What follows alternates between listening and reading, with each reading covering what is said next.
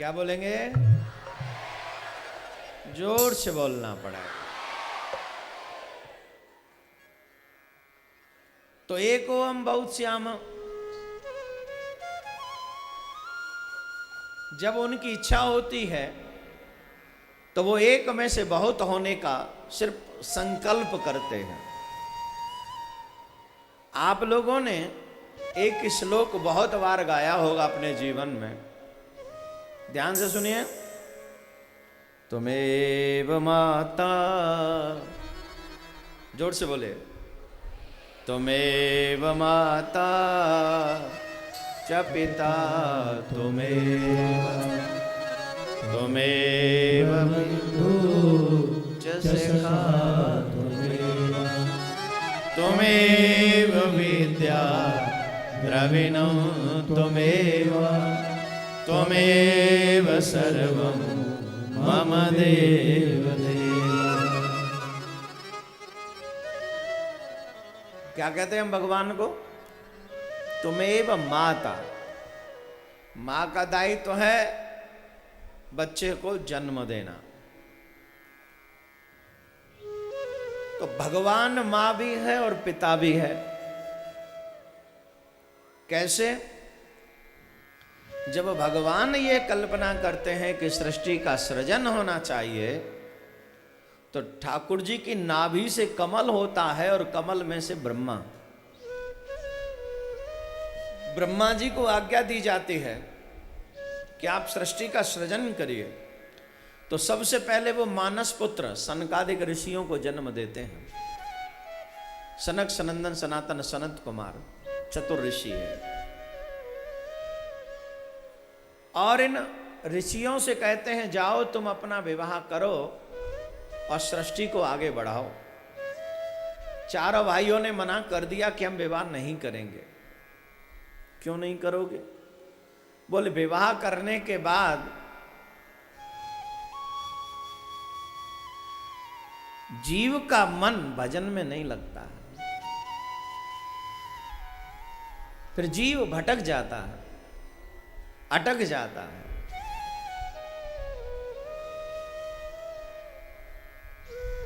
ब्रह्मा जी ने शाप दिया कि तुम कभी बड़े नहीं होगे। तो चारों भाइयों ने कहा प्रभु ये शाप नहीं, ये तो वरदान है। कैसे? अगर हम बड़े हो जाते और कोई सुंदर कन्या हमें भा जाती तो विवाह करने का मन करता। बचपन में जब बच्चे छोटे होते हैं तो विवाह करने की इच्छा जागृत नहीं होती, लेकिन जब धीरे धीरे बड़े होने लगते हैं तो इच्छाएं बलवती होने लग जाती हैं। आजकल बच्चे समय से पहले जवान हो रहे हैं। आज 10-11 साल का बच्चा सब कुछ जानता है। ये टीवी, इंटरनेट, मोबाइल, इन सब की करामात है। प्लस माँ बाप के जो बिहेवियर हैं, एटीट्यूड है, उनसे भी बच्चे समझते हैं। बहुत लोगों को सुना है कहते हुए ये धर्म करना, कथा सुनना ये बुढ़ापे का काम है। भजन करना, भजन बुढ़ापे में कर लेंगे। फॉर योर काइंड इंफॉर्मेशन, आपकी जानकारी के लिए बता रहा हूं, बुढ़ापे में भजन नहीं होता है। बुढ़ापे में इतने रोग लग जाते हैं, इतने रोग लग जाते हैं, जिसकी वजह से बुढ़ापे में मन नहीं लग पाता है भजन में। लगता है।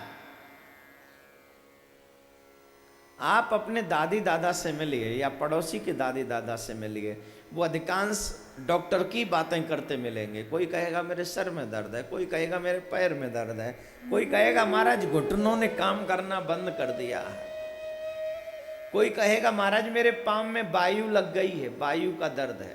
हवा का दर्द होता है नहीं। बुढ़ापा जहां रोगों की खान है, वहां अगर हम भगवान का भजन करने का मन बनाएं तो कैसे होगा? तो क्या करना पड़ेगा? एक ही काम सबसे बढ़िया है। बचपन में जो भजन करते हैं, अच्छे कर्म करते हैं, उसका फल जीव को अमृत के समान लगता है। जवानी में जो भजन करते हैं या अच्छे कर्म करते हैं, उसका फल घी दूध के समान लगता है। और बुढ़ापे में जो लोग कर्म करते हैं, उसका फल पानी के बराबर लगता है। अब बताइए कब करना चाहिए? हैं? जोर से बोलिए। और जिनका बचपन निकल गया हो वो, और जिनकी वो भी निकल गई है, अब तो एक ही न बचा है, बुढ़ापा।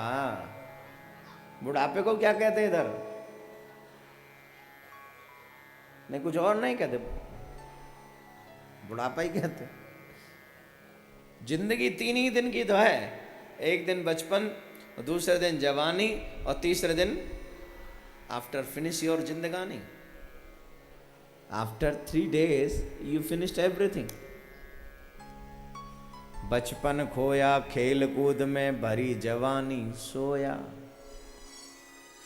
जवानी में नींद बहुत अच्छी आती है, नहीं? मम्मी कहती है जा तेरे एग्जाम का टाइम हो गया, उठ जा। बोले 5 मिनट और, 5 मिनट और, 10 मिनट और। अरे 10 मिनट मैं तो वेट कर लूंगी, लेकिन 10 मिनट वो टीचर थोड़ी ना वेट करेगा वहां। बचपन में की हुई भक्ति हमेशा श्रेयस्कर होती है, श्रेष्ठ होती है। जो जीव बचपन में भक्ति करता है, अंत तक, बुढ़ापे तक उसकी भक्ति करने का स्वभाव बदलता नहीं है। और अचानक से जो लोग बुढ़ापे में सोचते हैं कि हम कथा करेंगे या सुनेंगे या भजन करेंगे या सत्कर्म करेंगे, वो चाहें तो भी नहीं कर सकते। क्यों? बुढ़ापे में रोगों की खान आके लग जाती है।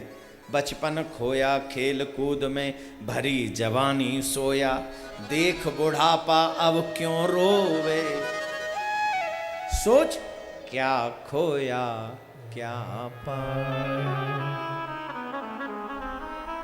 जब सब बुढ़ापा आ जाता है ना, तो अपने भी गैर हो जाते हैं। जब जवानी होती है ना, तो गैर भी अपने होते हैं साहब। I like you when we are young। जब हम जवान होते हैं तो जिस रोड से निकल जाएं, लोग हमें मुड़ मुड़ के देखते हैं, राइट या रॉन्ग। और जब बुढ़ापा आता है, तब पत्नी भी कहती है ए जी क्या चिल्लाते रहते हो, चुप रहा करो। कभी जब देखो धाए धाए धाए धाए धाए देते रहते, कभी तो मुंह चुप रखा करो, सारे बच्चे आपसे नफरत करते हैं। तब ए जी बोलते हैं, ए जी हाँ जी, हम कहाँ बोलते हैं, इतना तो चुप रहते हैं हम। बुढ़ापे में अपने भी नहीं सुनते। तो इसलिए मेरे भाई बहन, सबसे प्रार्थना निवेदन, जितने भी अनमैरिड बच्चे यहां पर बैठे हैं, हाथ उठाइए।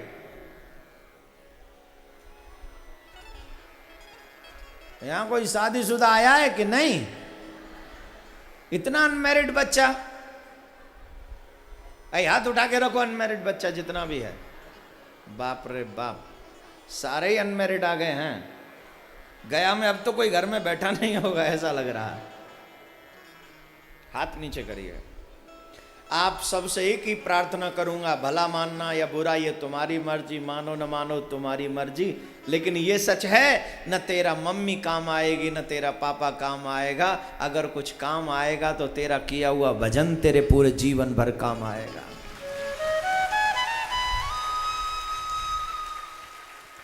उस वक्त तेरी पढ़ाई काम नहीं आएगी, उस वक्त तेरी कमाई काम नहीं आएगी, उस वक्त तेरा परिवार काम नहीं आएगा, उस वक्त तेरा धन धान काम नहीं आएगा। उस वक्त अगर कुछ काम आएगा तो सिर्फ तुम्हारा भजन काम आएगा, तुम्हारा सत्कर्म। ये जो तुम यहाँ बैठे हो ना, सिर्फ बैठे नहीं हो, परमात्मा के रजिस्टर में तुम्हारा ये जो नाम है, ये जो टाइम है, ये बेशकीमती लिखा जा रहा है वहां पर।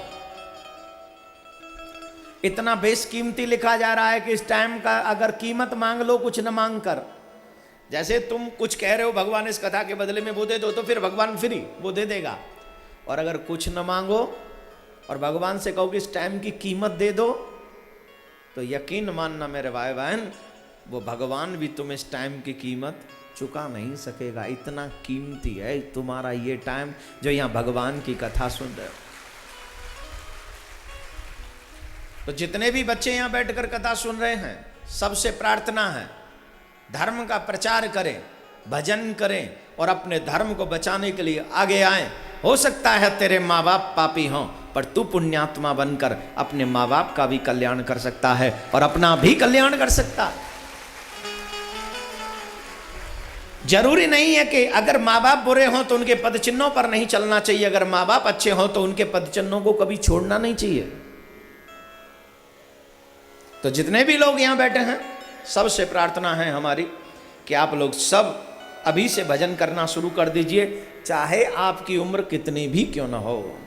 आज तेरा है, कल तेरा नहीं है।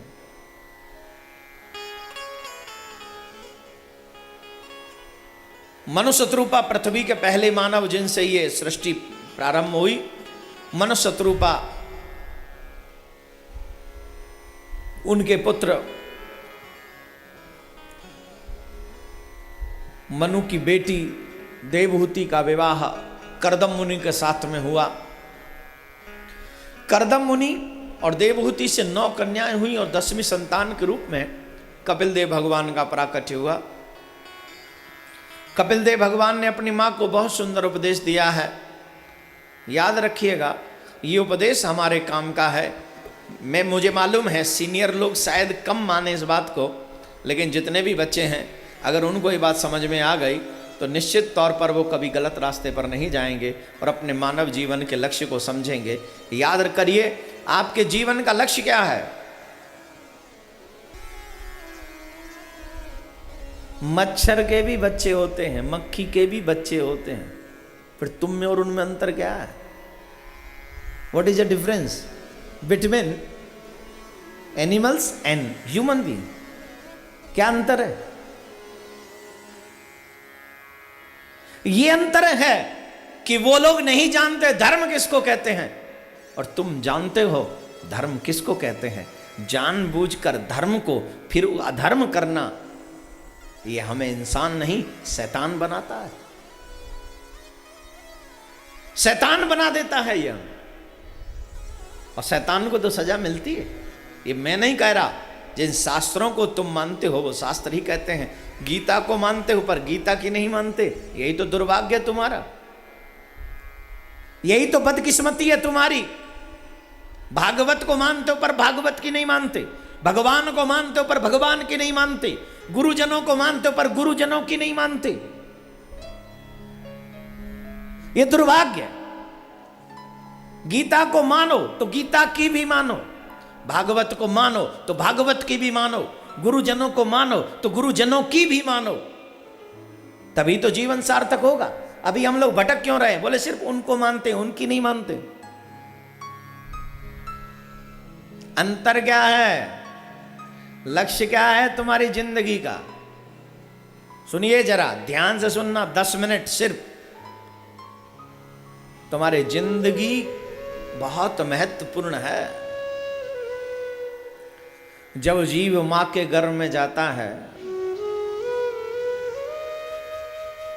मां के गर्भ में जाता है ना जब जीव, तो 9 महीने तक जीव अपने मां के गर्भ में रहता है। शुरुआती क्षणों में जब मां के गर्भ में जीव रहता है तो उसके जो अंग की ये स्किन है ना, त्वचा, ये नहीं बन पाती। तब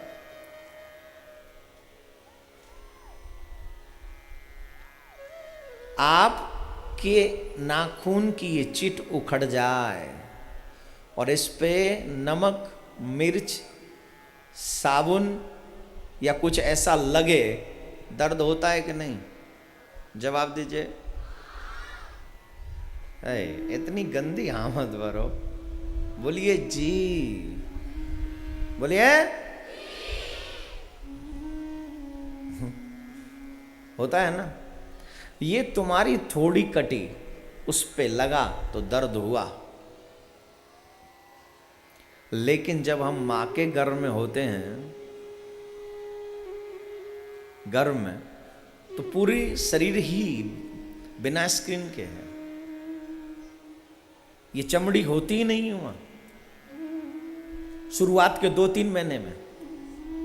और उस कंडीशन में माँ जब कुछ भी तीखा खाती है, नमक मिर्च इत्यादि, खट्टा इत्यादि, तो कल्पना कर सकते हो कितना दर्द होता होगा? कर सकते हो? तुम जितनी कल्पना करोगे उससे कई गुना ज्यादा दर्द तुम्हें माँ के गर्भ में होता है वहां पर।